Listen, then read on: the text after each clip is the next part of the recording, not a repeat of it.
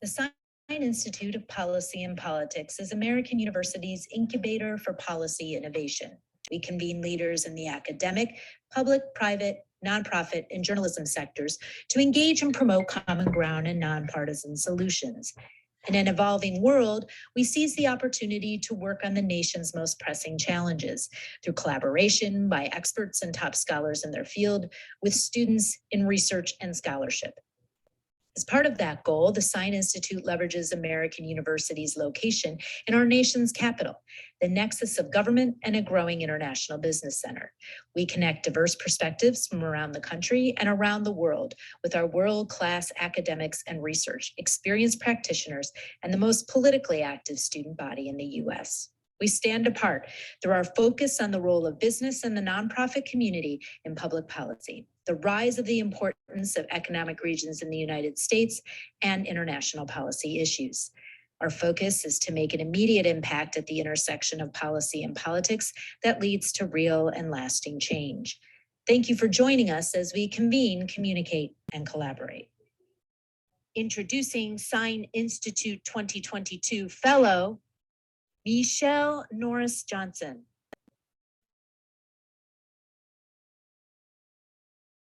Glad you could be here for an intimate conversation about the Race Card Project and how I have learned to spotlight blind spots in the work that I do as a journalist and as a storyteller.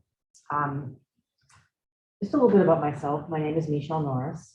I am actually a neighbor to you here at AU. I live very close and often walk the campus when I'm out to get exercise. I am a longtime journalist. I am right now a columnist for the Washington Post. Before that, I was a host for about 10 years on a show on National Public Radio called All Things Considered. And before that, I worked in television as a television correspondent for ABC News in the Washington Bureau, based here in Washington. And before that, I worked for several newspapers, the LA Times, Chicago Tribune, and the Washington Post when I first came to Washington. So it was my first time working at the Post. I, as a journalist, have been a long-time storyteller. For the last 10 years, I've also been a story collector. Now, most journalists are story collectors in that they collect stories. They go out into the world and they talk to people and they collect stories and then deliver them to you, either in audio, in print, in broadcast television and cable television, increasingly through social media. I'm talking about a slightly different kind of story collection, and we can go to the first slide and I'll explain a little bit what I mean by that. I run something called the Race Card Project. The Race Card Project, hard D at the end of that. When my kids were young, they thought I ran something called the Race Car Project, and that made them very excited for a while. And I was like, no, it's actually the Race Car Project. And the Race Car Project is a project where I collect stories about race and cultural identity. And I created the project about 10 years ago when I wrote a family memoir about my family's very complex racial identity. And I knew I would be going out in the world to talk about matters of race. And I, at the time, felt that that was a subject that no one wanted to touch. So I tried to make that conversation a little bit easier, to lubricate that conversation a bit by creating an exercise where I ask people to think about the word race and whatever comes into your mind, then figure out how to take whatever jumped in your mind and distill it to one sentence that had only 6 words. I called it the Race Card Project because I didn't like the term. How many of you have heard the term, you're playing the race card? When you generally hear that, Mackenzie, what do you think someone means? You're trying to stir up the conversation by bringing something unnecessary. Unnecessary. I didn't get your name. Tyler. Tyler, when you hear that, what do you think it means? Like what she said, like people are trying to like undermine someone else by the basis of race. It's a pejorative term, usually. I call this the Race Card Project because I think the Race Card Project is used as a polite way to say, stop talking. You're playing the race card. You're making me uncomfortable. You're taking the conversation in a direction that I don't like. So stop. And it's often imprecise when someone says you're playing the race. What is it that I'm doing? So I took this phrase that I didn't much like and used it in a pithy way, I thought, to turn it on its head as something that would stoke conversation instead of shut it down. When we first started doing this, we were collecting these 6-word stories on postcards. We asked people to send them in on postcards, which was a little bit arcane at that point.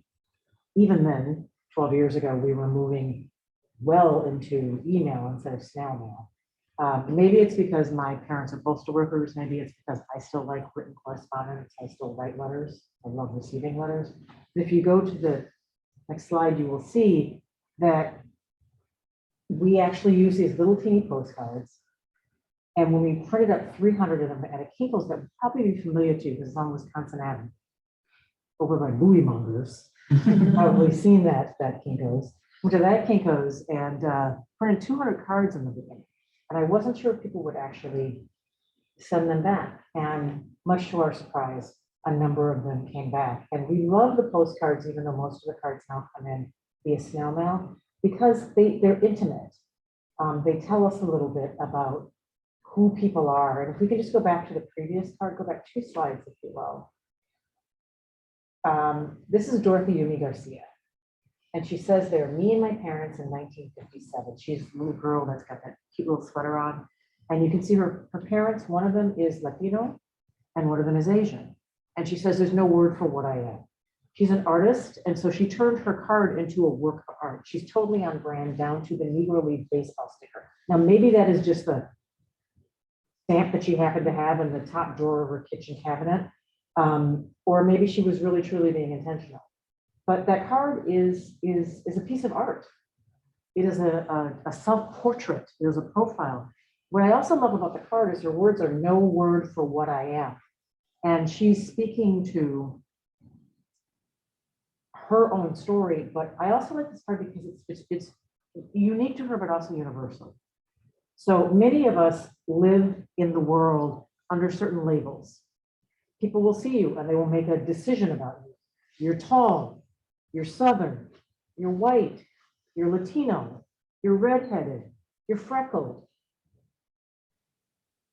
You wear caps all the time.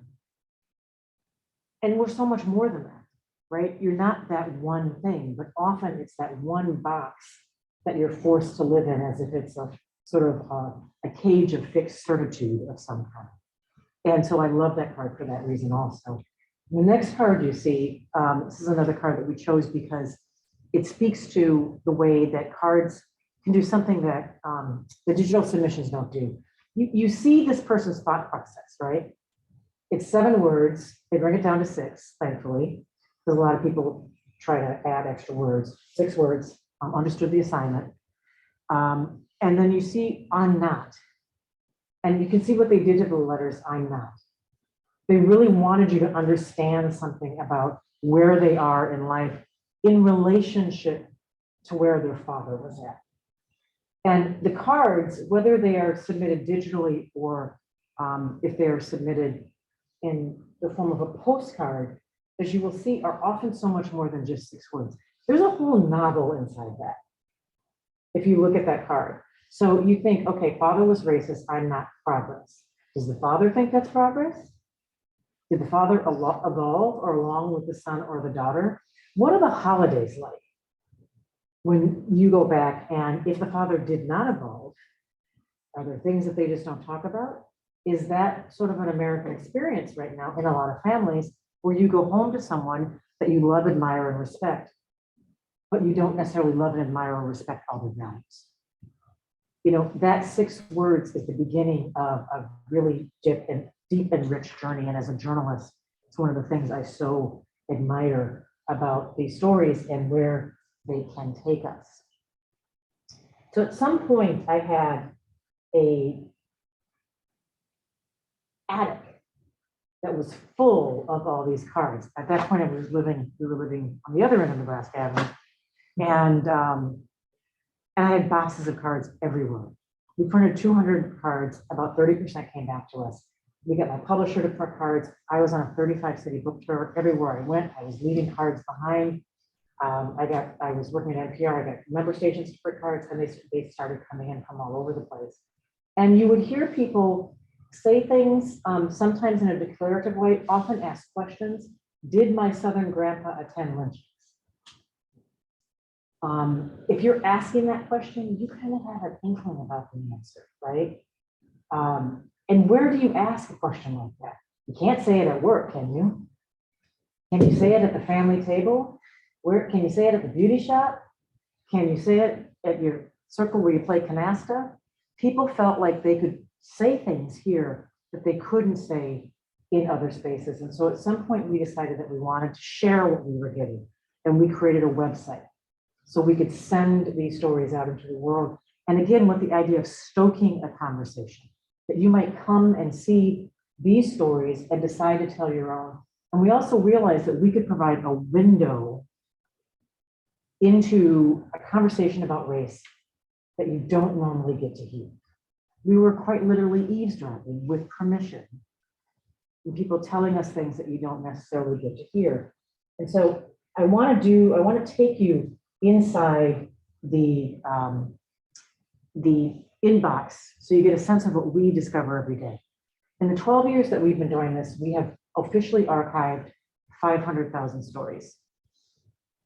That is a pretty big yield if you know anything about just archival story collections, and doing it in a way that we don't do a lot of advertising.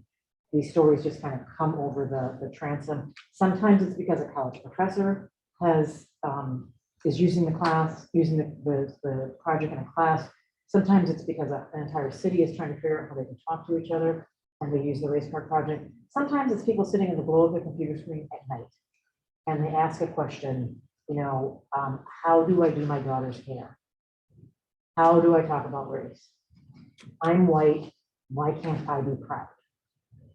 And the Race Card Project comes up and they see other people's stories and they decide to share it out. We can go back for just a second. We received the Peabody Award for our work, and we're proud of that. And we note that, not necessarily to just pat ourselves on the back, but to note that something crazy like this can sometimes grow into something, of significance. We have cards that represent all 50 states, and it's 96 countries. It's actually now more than 103 countries. And we're heading up to our 12-year anniversary. So we've been doing this for some time. So I want to take you inside the inbox so you get a sense of what we discover. And we were always creating these word clouds, because it's fun. And it's something that's sort of an easy way. We're always trying to figure out what are the practical applications for the work that we're doing, for what we've discovered. And word clouds are they're easy and they're fun, but they also are interesting because they show you that I created this project about race, and there are several mistaken assumptions that I made. Okay, I made the mistaken assumption that no one wanted to talk about race. We've collected more than 500,000 stories. Obviously, a lot of people want to talk about this. They use so many kind of right on. I didn't think that we wanted to collect pictures. You'll see when we go in the inbox that we decided to collect pictures, and it was a very smart thing to do. I didn't want to do it because I wanted people to focus on the words as a wordsmith, and the pictures add so much. I put the basket on the table because it was a story about race, because it was a project about race, because I am a woman of color myself, an African American, and because most conversations about race are by, for, and about people of color. I assumed that the majority of the stories that would line our inbox would come from people of color, and probably Black people. Because often when you're having a conversation about race, the assumption is that that's really a conversation about people of color, and usually Black people. What word do you see over and over again in there that might surprise you? See Black people, Black Lives Matter, Black community, white people, white girls.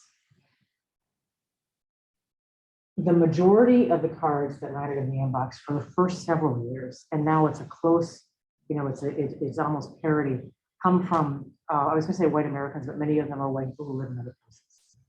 That is unusual when you have a large scale conversation about race to get that kind of buy-in from the at present majority culture in America. And it's one of the things that makes the archive unique, and to my mind makes it quite useful in trying to understand a conversation about race, because so often our conversations about race are one-sided. It is people of color talking about their experiences, their laments, their triumphs, their anxieties, and white Americans are listening as bystanders. In this case, everyone has so-called skin in the game, and everyone's stories are represented in interesting ways. You also see some surprising things that come up. Elementary school and middle school, that so many people are still adjudicating things that happened to them a long time ago. Like you're gone, you moved past this, but there's something that happened to you that you're still kind of trying to work through. Small town.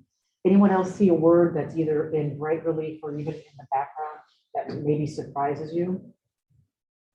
Tyler, Will, Mackenzie, Amy, anybody? Sexual orientation Mhm. surprised me. And that's Because another when I thing. think about race conversations. Yeah. So we put the basket on the table and thought people would be talking about race. LGBTQ plus issues are not necessarily seen as race, but they're identity issues, right? And so when I talk about this, I now often talk about race and identity.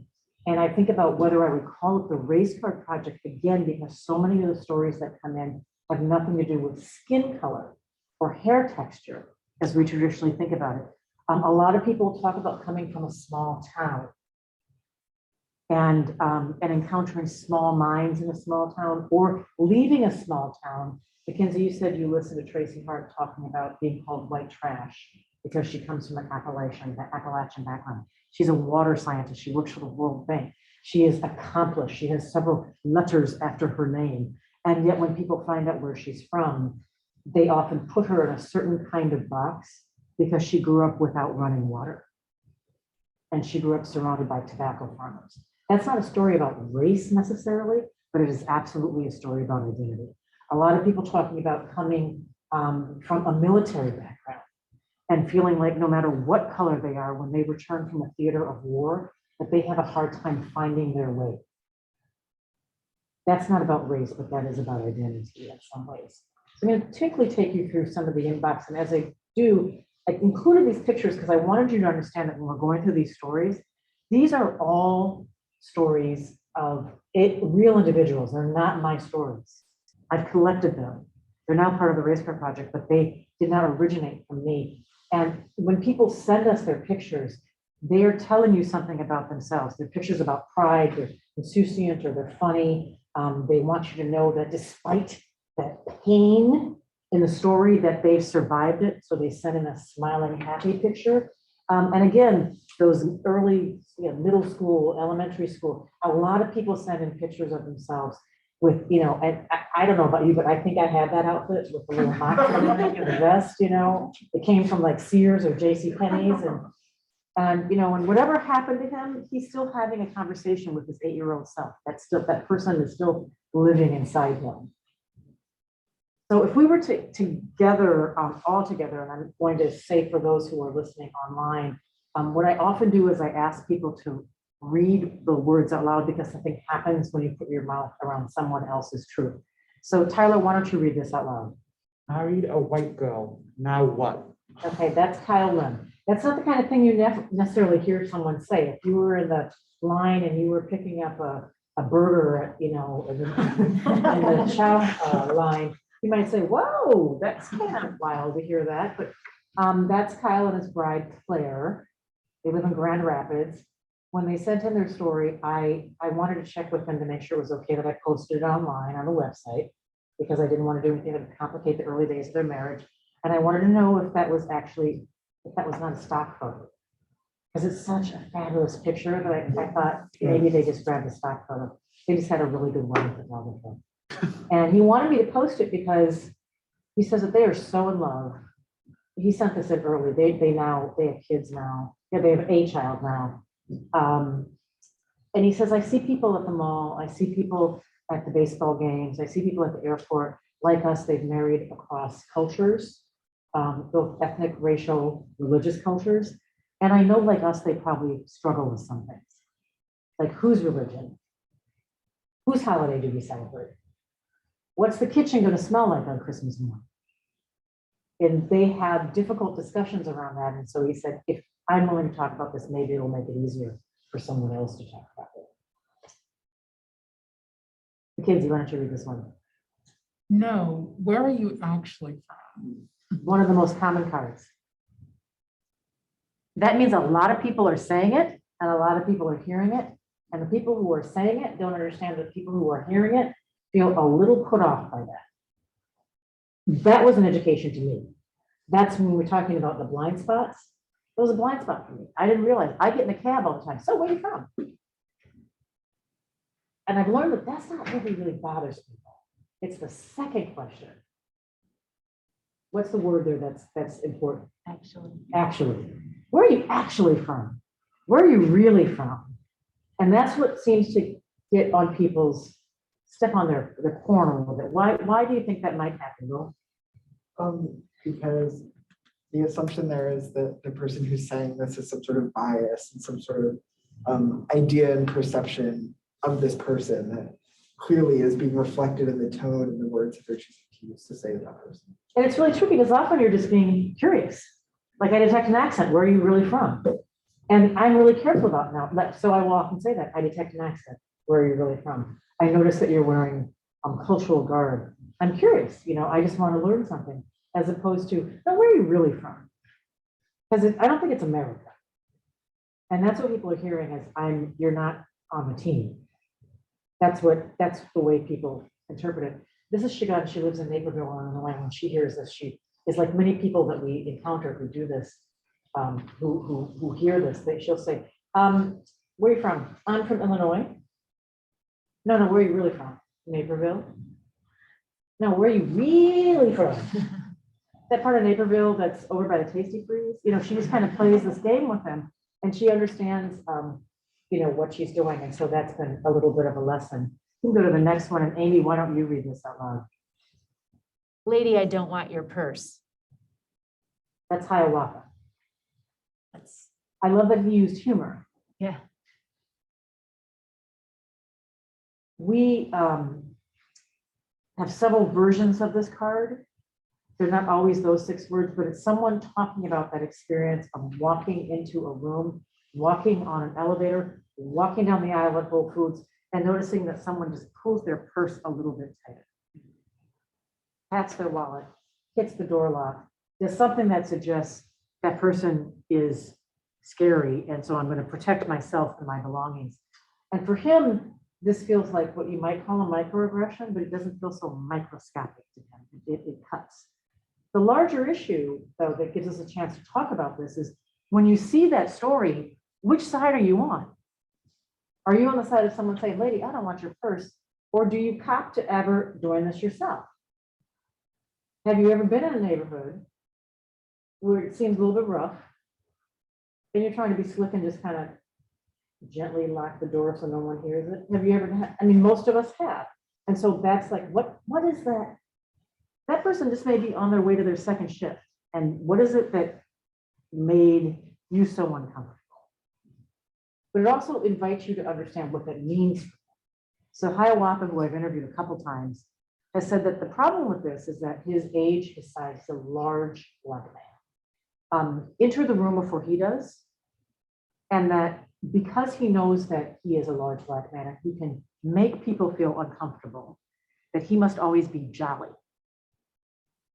Now, that means that he's popular at work, but it also means that because he's always jolly, he might not be seen as management material.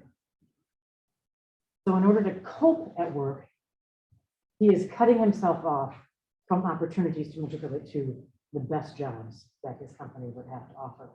Deep stuff,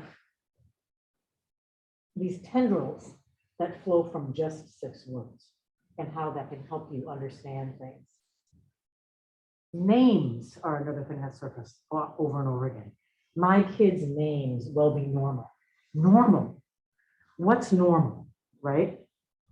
What's normal? I was reading a story earlier today from someone who was from Korea, and she had the equivalent of a Korean name, which is like a Myrtle or a Bertha, kind of an old-fashioned Korean name. She's always made fun of in Korea because her name was so old-fashioned. Came to America. She was eager to leave that name behind, but also to become more American. She wanted to choose a more American name. But what is an American name when we're entering this sort of polymorphous era in America, right? Is Juan an American name? Is Kwame an American name?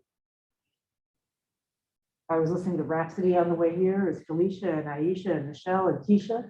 Is that You know what song I'm talking about? Are those all American names? The Felicia and Aisha and Keisha, along with Michelle? So many parents talk about making sure that their children are accepted. So they give them names. A woman that we interviewed in London was given a name, a very Irish name, that doesn't even sound like the way it's spelled.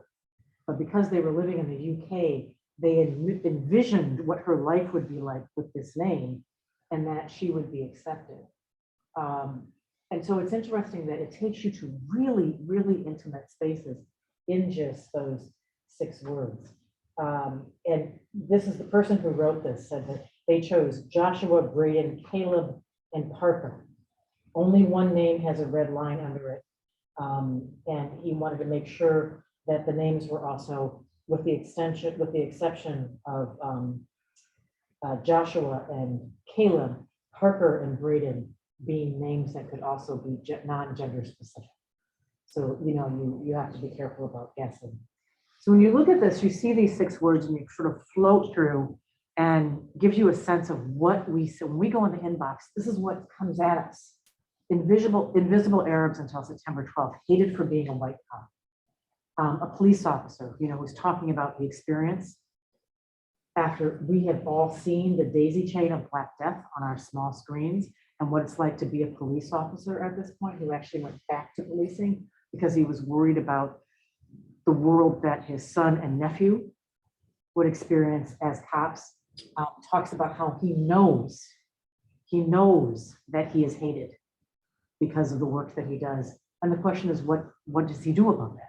What can he do about that in a system that maybe wants to change, maybe doesn't know how to change, maybe does not want to change? Married, male, 65, gray, overweight, invisible. One of the blind spots that I discovered was the word invisible and how often it is attached increasingly to people who are part of the at present majority culture. A surprise for me. How many white people, white men, feel invisible in today's America, feel like America is looking over their shoulder at someone who is different from them, who they perceive is getting opportunities that maybe were unique to them in the past, and how that makes them feel. Must we forget our Confederate ancestors? As Germans, we lost our culture to survive. Again, the sort of the names, the culture. They're talking about being Germans, but how many people come to America and then in the quest to become American, lose something in order to become American? And Asian Americans, we are the ultimate invisibles. So a few more stories. I'm not the paralegal, I'm counsel. This is a woman, she's a lawyer, and she says that when she goes into a meeting, people are always asking her, so when is counsel going to arrive? And she has to decide how she handles that. So Amy, how would you handle that?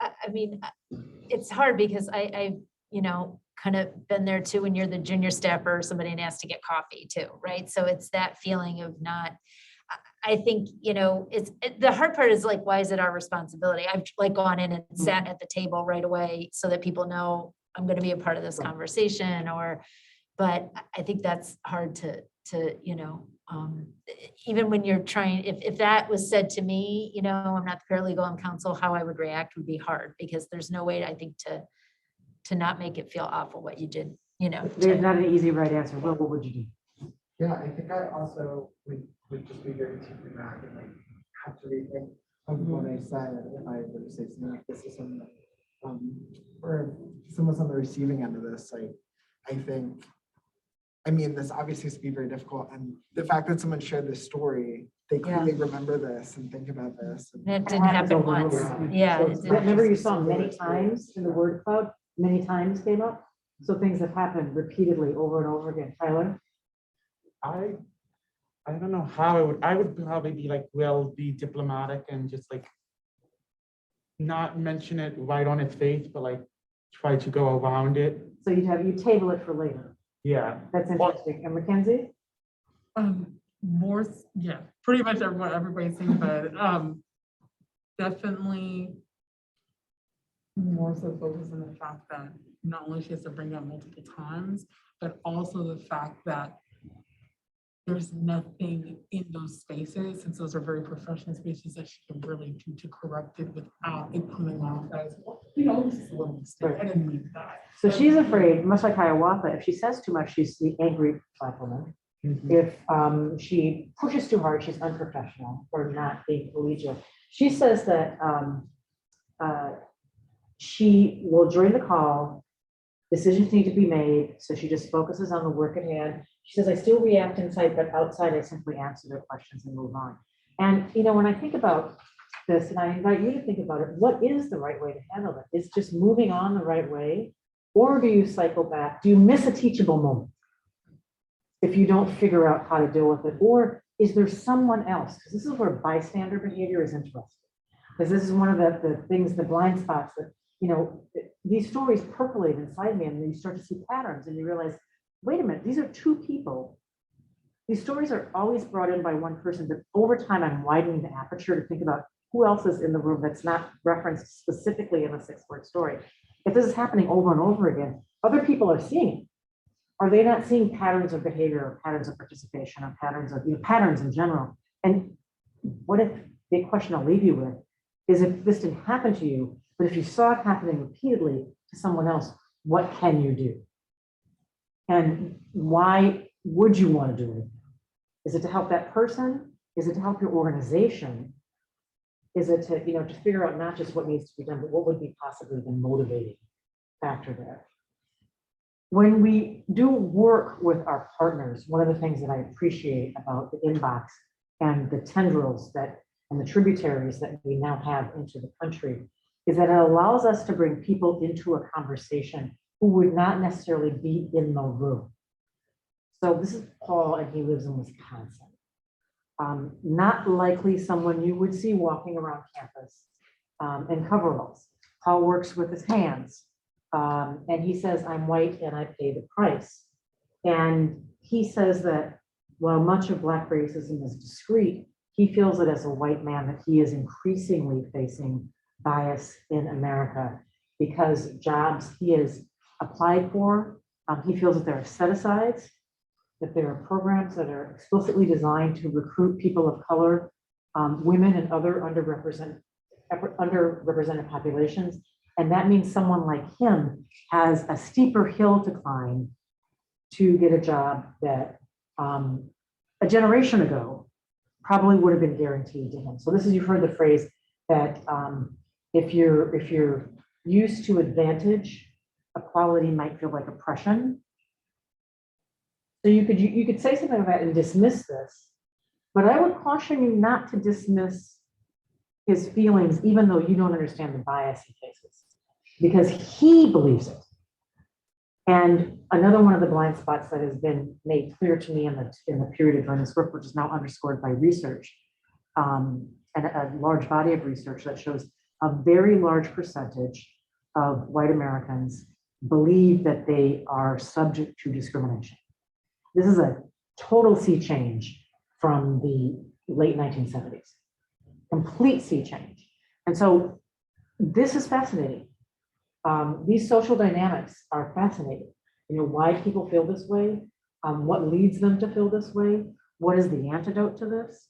And so if you've got a country that is moving quickly toward either a country where minorities will have majority status, or where there will be no clear majority culture in America, but rather a country which is partitioned with no clear majority, and a culture where there may be fiefdoms because of that, and everyone feels discriminated against. How do you create systems of equality?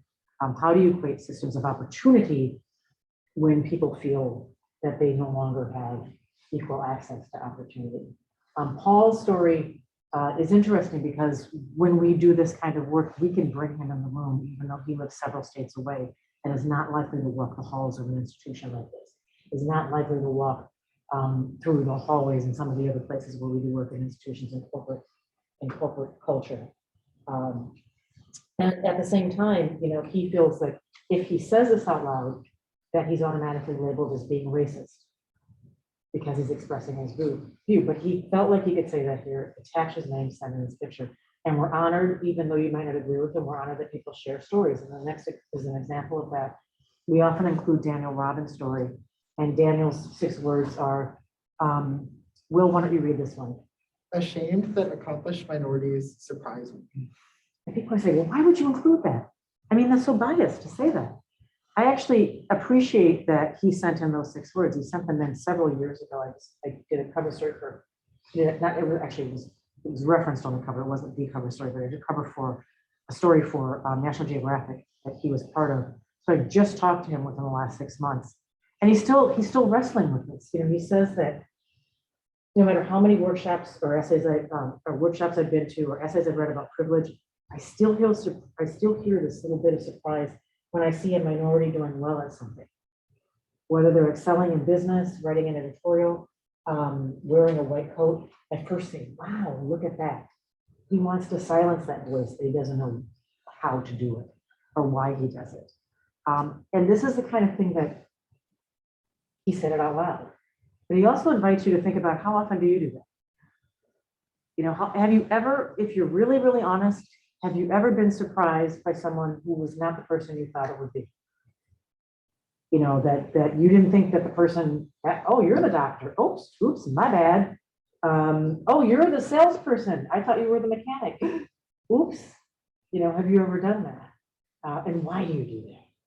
And why are those assumptions baked into Western culture?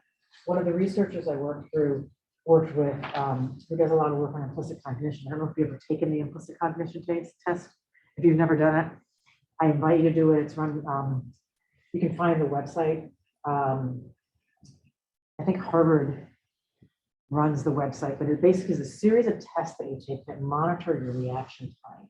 And you can do it on race, you can do it on skin color, you can do it on gender, you can do it on size, you can do it on a number of things, but it tests your reaction and it determines whether or not you have implicit bias. And what it finds is that 99.9% of people do, that it's baked into Western culture. And one of the researchers, Brian Nosek, that I spoke to, talked about this, and he said, you know, it happens so early. And one of the things he realized when he started doing the research is that he would bring his daughter into class, into campus with him down at UVA. And she was 5. And in the summers, when she wasn't at summer camp, she would come to work with him and he could let her play in the lab and do all kinds of things. And he realized that she was divining lessons about life because all the people who worked in the labs looked one way. And all the people who sat in big offices looked another way. And all the people who sat outside the big offices looked a different way. And were usually a certain kind of gender. And all the people who worked on the grounds and carried shovels or worked inside and carried brooms looked another way. And he realized that by the time his daughter was 8, because that's what kids do, they're always ordering the world, they're figuring out, you know, that's what you do. That's why we give you games as young people to help give you puzzles to figure out hot versus cold, red versus blue, short versus tall.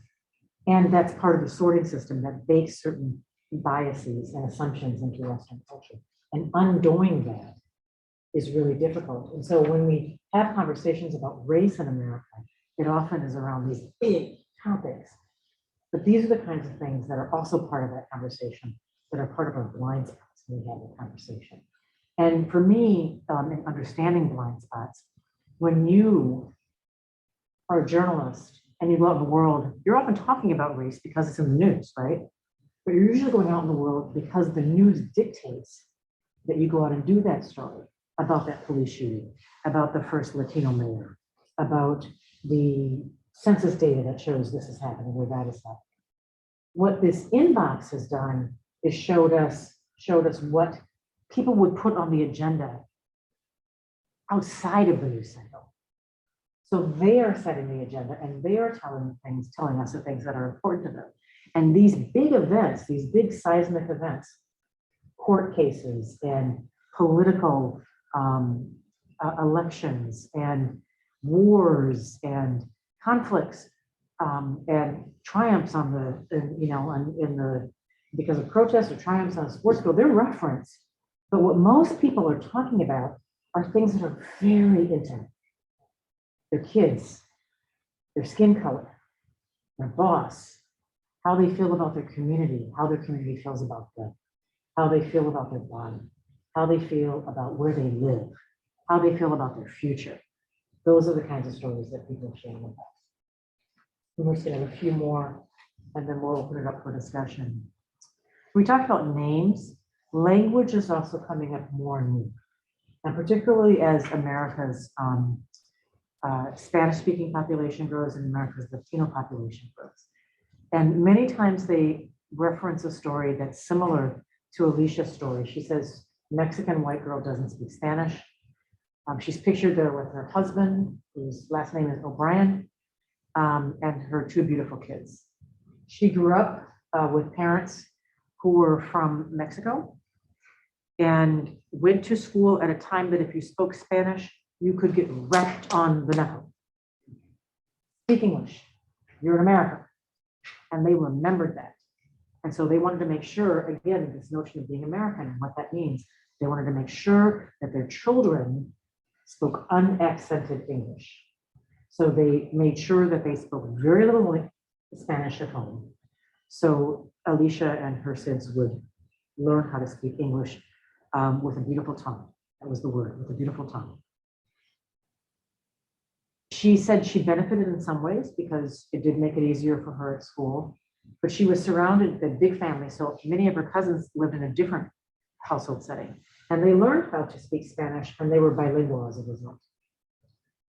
Well, 2 things happened to her that really broke her heart when she shared her story with me. And it's one of the, we did a piece on her on NPR, and you can go listen to it if you want to hear it. It's one of the daisy chain of stories we did about the Race Car Project when I was still at National Public Radio. 2 things. One, she says that her grandmother spoke Spanish primarily.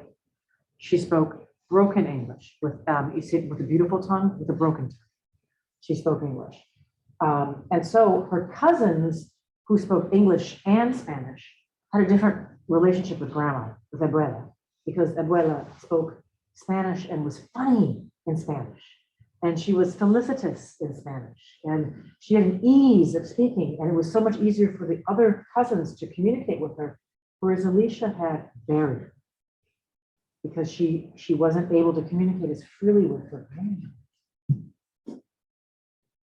The other thing is that she lives in Las Vegas, and because of where she lives, she's up for a big promotion. And it turns out that if she was bilingual, she would be distinctly advantaged for that. She's an academic. And they were looking for someone who actually was bilingual. So irony of ironies, right? We put the story on the air, and it was a story about, her Spanish-speaking family. We heard from people whose families came from Germany, from India, from Pakistan, from Latvia, from people from all over the world who talked about coming to America and having a similar experience. My parents didn't want the kids to speak whatever the foreign language was or the native tongue was because they wanted them to become American. So it's almost like the story in the very beginning that is unique but also universal. So many people heard their own story within this, that people were talking about coming from Nigeria and not being able to go back to Nigeria now because they were robbed of the English. They go back, but they don't know the language, or if they know the language, they don't know the specific dialect because their parents wanted to make sure that they spoke unaccented English. And we're going to skip through. We're going to go past the next couple and do these last 3. We can go back to my dad, the one right before this. 2 white dads, 3 black kids. What do you see in that picture? What do you see in the picture? Yeah, they're happy. And it's 2 white dads, look like 1 black son and 2 black daughters. Mm-hmm. They adopted their children on the day that they got married. Happy, happy day. Big smiles. But again, I invite you to think, to widen the aperture and think about the road ahead for them. Trip to the barbershop. What's that going to be like? Enroll the kids in a new school. And you have to fill out that form. Where are your parents? Does the form say mom and dad? Because many forms still do say mom and dad. So do you have to scratch that out? Or is that one of those teachable moments? Well, you might want to think about changing the form. So it doesn't say mom and dad. It says mom, dad, or guardian, or mom, dad. What would that form look like? Do you work in HR? Whoa, I gotta think about these things. I hadn't think about these things before. So it's interesting, to think about what life is going to be like for them and the challenges and the triumphs that they will potentially face as they learn how to cope with those challenges. But there will be challenges. Someone's got to learn how to do hair. How to lay it down and braid it and make it look as pretty as it looked on that day. which is probably going to be a challenge. And they're up for it. But in that 6 words, again, how there's so much more than just those 6 words that comes out there. We're going to go to the next one. And this is a story. Amy, you want to read that one? Says my dad is in car sales. I'm a teacher. And she said that she was talking to a student, and it was a student of color. And they were talking about his future and where he's going to apply for school.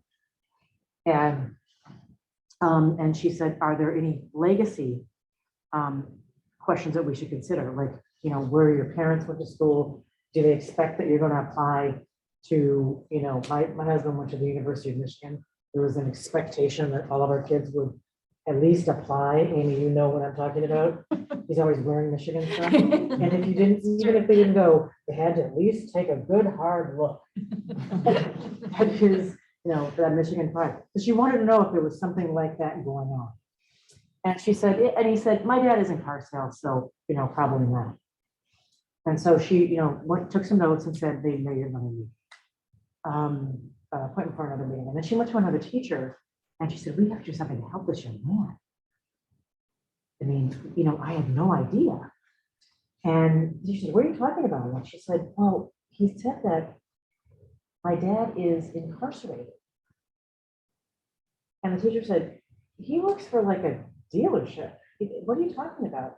And the teacher, again, appreciate her honesty that she sent the story. She said, she heard my dad is incarcerated. And she said she had to totally check herself. Like, wait, whoa, why did my mind go there? Why did I hear car sales and think incarcerated? And she says she doesn't know the answer, but she is spending a lot of time thinking about why she had that reaction and how she thankfully prevented the young man from seeing her reaction. He doesn't know that that's how she interpreted it because she just set aside an appointment for later. And she's thankful that he didn't see that. But again, the way their mind, what was it that caused her to make that kind of assumption? A lot of these stories are about assumptions and how we make assumptions. And this last story before we can open up for questions and talk about a little bit of talk about what we do with this archive, because I wanted to introduce it to you, and then the rest of the work throughout the seminar will be based on practical applications for this incredible content wall that we have. The last story I want to share, and this too was one of the NPR features. Tyler, why don't you read this one? My name is Jamal and I'm white. Okay, so he actually brought it down to 7. My name is Jamal, I'm white. We took that out, so it's read 7, but when it actually came in the archive, it was 6. We got it down to 6. Jamal is a teacher, and he also does CrossFit. You can see there with all of his in the background, his reps, pull-ups and push press and bar push press. I don't even know what that is. It sounds challenging. But he is, in addition to doing CrossFit, he's also a high school teacher. And Jamal is someone who got his name in part, got his job in part because of his name. He was applying for jobs, and principal was visiting a job fair. And there was a binder full of applications and resumes. And the principal from the school was not planning on hiring an English teacher, but he came across this resume from someone named Jamal. And Jamal had a number of things in his portfolio that suggested to the principal, we should take a closer look at him. He listed Muhammad Ali as among his cultural heroes. He did spoken word poetry.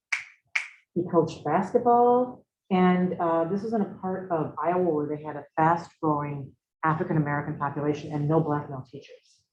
And the principal thought, this is great. This guy has a great resume and he would be great for our community. And let's, this is fantastic. So he calls Jamal up and they have an interview. And Jamal said, and later he learned the principal had said, accent, oh, it's interesting. But, he proceeded. Jamal flies cross country, goes in for his interview and shows up and the woman that greets him, that sits outside the principal's office, looks up when he comes and knocks on the office, the often outside the principal's office, there's usually someone that sits there and they have the desk decorated, like right now it would be decorated for like stay or something like that. It's always candy dish and everything. He knocks and says, gets her attention and she looks up and she says, I thought you would be taller.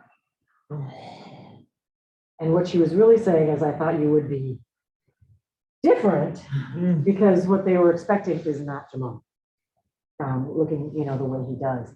And Jamal says his life is interesting because he's a white guy named Jamal, named for Jamal Wilkes, former basketball player, Gold Star, if you know what team he played for, in the 1970s, or you can look it up.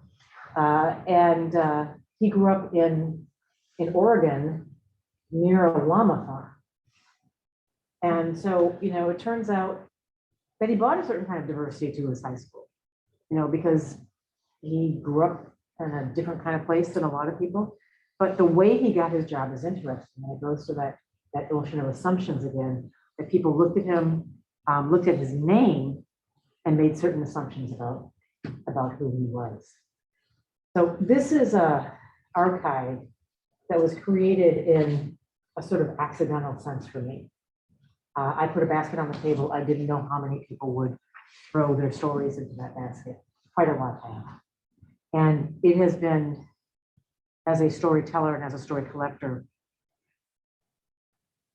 an education that is valuable in so many ways, in ways that rival, I would say, even what I learned in a classroom and what I learned in a traditional newsroom, because I am able to go directly to the source.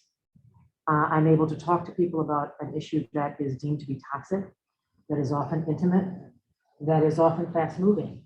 And because I've done it over time, there's value in going back again and again in some of these stories, because I talked about living in a box of fixed certitude. People may feel one way in college, and they feel completely different when they leave college.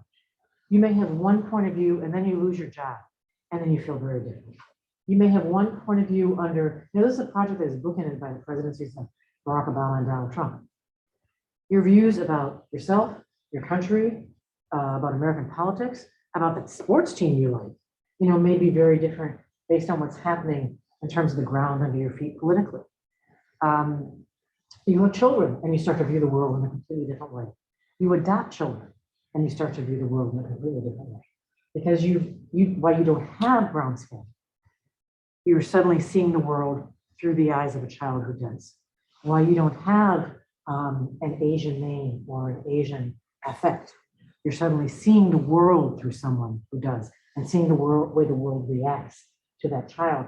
And because that child is your child, something inside you shifts. So it's been interesting to also not just look at these stories, but look at them over time.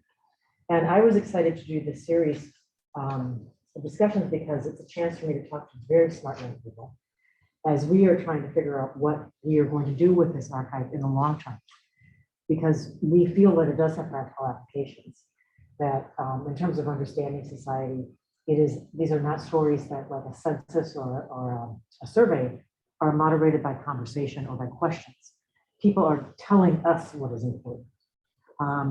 And it is something that will help us years from now, perhaps, look back and understand this moment. I would have, when I was doing research over years, I would have given anything to have an archive like this from America in the 1920s, or the 1940s, or the 1960s. And so I want to leave some time so we can talk. I'd love your thoughts on this if you have questions. And through the rest of the seminar, we will go through a series of exercises to figure out how to discover practical uses in this, within this, to look at the benefit of an accidental archive. And there are many examples of them, particularly through social media. Your Twitter feed is the equivalent of an accidental archive that will be useful to someone at some point. Letters, there are all kinds of, when you think about what is an accidental archive, we'll talk a little bit, about that. And we'll also talk about the conversations that you don't normally hear when it comes to race and identity, and how we determine whether or not that conversation is productive. What does a productive conversation around race and identity sound like? Is it even something you hear? Are the most productive conversations the ones that you don't hear? Do they happen in social media spaces? Do they happen in spaces that are usually outside of your earshot? Is it an actual conversation, and what makes it productive? So those are some of the things that we will talk about. But for today, let's just talk a little bit about the archive itself if you have questions. Or if you have questions about any of the particular stories that we saw, and you see a mosaic of people that have shared their stories with us. I do have a question. I don't want to take away from individual stories, but have you found, I don't know if people give their ages, but is there generational differences? I would think, you would hope that we get better, each generation are more open, having conversations, but I'm just wondering if you saw, I think about the man back in Wisconsin, and I'm like, well, what was it like in his family growing up, and now him, and if you talk to his children, if he has any. I have not talked to his children. I would like to. I am less hopeful about generational differences, and that's through my work. I think that we have assumed that a generation that did not grow up with the kind of racial barriers that previous generations did, that listens to each other's music, that socializes together quite easily, that learns together in the same classroom, that they would be free of some of the sort of calcified racial attitudes that define life for previous generations. What I have found in the archive, what I have seen as a journalist, and what is supported by a whole body of polling and surveys, is that we are pretty tribal in this country, and that the best chance you have at cross-pollination, at social cross-pollination, is exactly where you all are right now. That school is the one place that it happens, school and sport. And that once you go out into the world, people's lives become smaller, and they tend to move in more tightly wound concentric circles, and their attitudes around race and identity often reflect that. It saddens me to say that, but that is what I've seen in 12 years. At the same time, when you talk about generational differences, I do see slight generational differences. First of all, I'm surprised at how many people, older people, submit, because I thought it would be primarily young people. We have a lot of cards that come from older Americans, and when I say older Americans, people who are 65 plus. Now, I don't know if that's a Facebook effect. Because they're still on Facebook when a lot of young people have moved on to other things, but we have a lot of cards from, and I didn't expect that. There is a difference in the kinds of stories people tell. Older people tend to talk about what they've experienced. Younger people tend to talk more about what they think. So it's more of an anthem. This is my view in the world. Whereas older people, because they have lived a life, they tell a story. I saw this happen. This is what happened in my backyard. This is what happened to me in school. We had secret basketball games because we couldn't play against the guys that didn't look like us, but we knew that we would only get better if we played the best players. So we figured out how to, do it so no one would see it. I mean, they tell stories that are really interesting. I think younger people will tell stories as they get older and have more to talk about. But that is, one of the real differences that I see. It's a great question. Yeah, I would love to get like with my parents and then my nieces, like I would love to all sit down, Easter's coming, we're all gonna be together and ask them to do it just to see what that difference. Well, one of the things we're working on a book. We hope to do. We actually are doing. Speaking into existence, we are doing a podcast. We've done a pilot. But in one season of the podcast, I would love to just do reunions because there are so many of these stories that reference someone who's not in the frame. Like my father's father was racist, I'm not. You could tell the story from the child, but what you really want to do is sit them down together. Someone talks about their military experience. You want the other, you want to find out who. It's almost like if you talk about widening the aperture, is keep widening the frame and figure out, who else you can bring into the story. And I'd love to be able to do that. Interesting. Tyler, you had a question. So we saw a lot of examples. So is there like one category like language, race, religion, ethnicity that like most cards are to? And was there any surprises that's like language got a lot or race got very little that you guys noticed? There's so many categories and we tag them. That's one of the things that when we say we've archived 500,000 cards, we have thousands of cards that are waiting to be officially archived, because one of the things we realized, we are not archivists. But we took this very seriously and we realized that in order to find cards, we needed to tag them very carefully. So we then started looking, if you just give me a word. Yellow? Yellow. Okay, so if you put yellow in, if you go to the Race Card Project website, and sometimes we would play this like race card roulette, we just like throw a word in, teacup, to see what comes up. And the site is so site optimized and so heavy with data that a number of stories will come up. So you can do that, and you can just put like a crazy word like tennis shoe. But then there are certain themes that come up that are interesting. Travel. The things that happen to people when they travel. Restaurant. All kinds of things happen in restaurants that sometimes would give you indigestion. That don't have nothing to do with the food.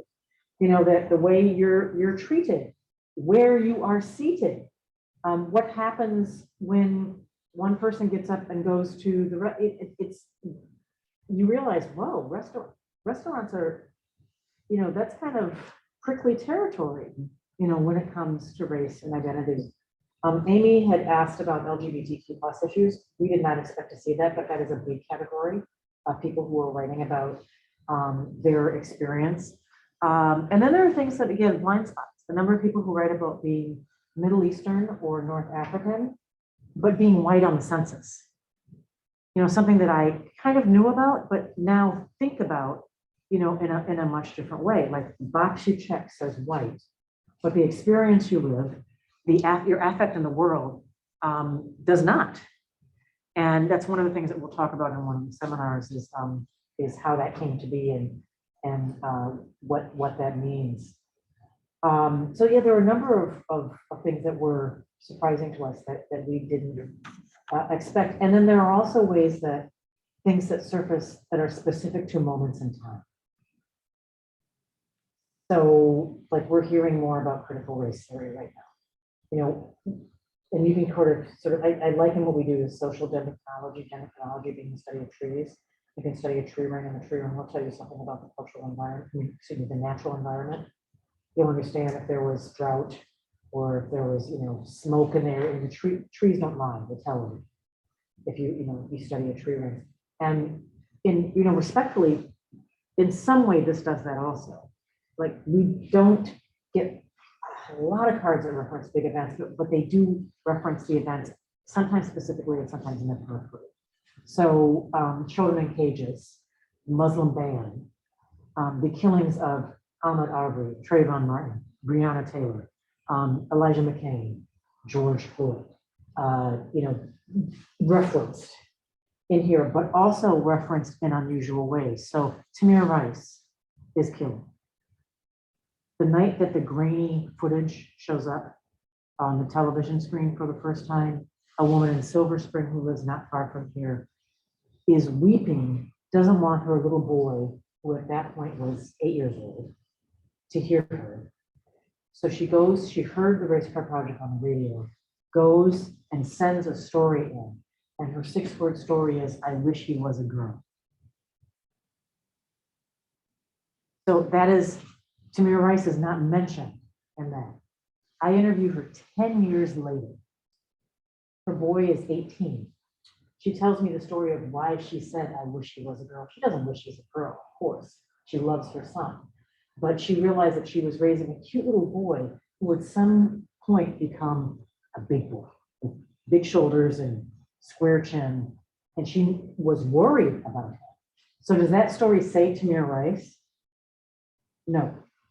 But it is in the dendrochronology, it is one of those stories that surface. And that's what we're finding sometimes when we talk to people. It's not just the story, it's the trigger.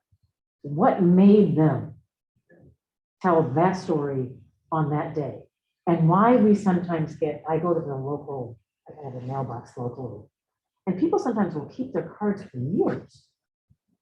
And then like they think of something and they go and they fish up, because we still get cards, people still send snail mail cards, you know, and they'll send a card in, or they'll, you know, and then I talked to someone today who sent this card in 8 years ago. Oh, I remember that. I remember the day I sent it. Here's why I sent it. I live in Trinidad and Tobago now. And this is like what, you know, it's so it's interesting how for the people who say these things, having the space and the right to say them means something to them also.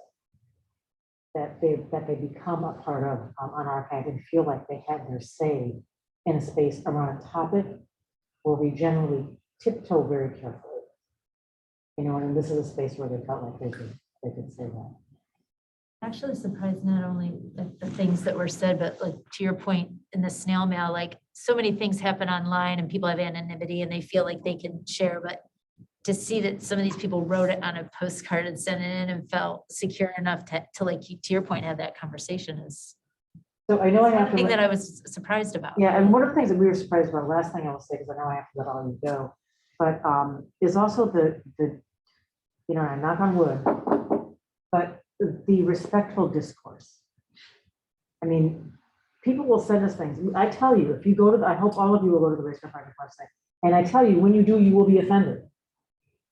You will not like everything you see. You will be, why did she post that? Ew. I can't believe that she gave someone space to say that, but our job is to hold a mirror up to America. And if you're holding a mirror up to America, this is actually not a mirror, but you know what I'm trying to do. If you're holding a mirror up to America and you're trying to talk about race, you're going to see things that will give you some indigestion, that will make you squirm a little bit. And that's our charge. And so sometimes people will say things and say, I bet you're never going to post that.